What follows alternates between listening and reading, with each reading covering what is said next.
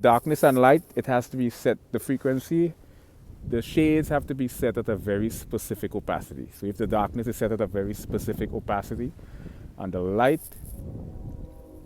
is set at a very specific opacity, this is what illustrates water, how water, and technically water is always a color because there's always something that's reflected from a water. So now you know that to illustrate water, you have to get into shades. It's a mixture of light and dark.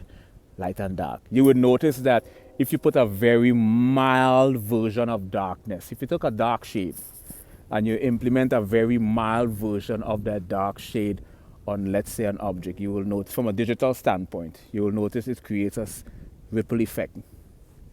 The color itself begins to ripple.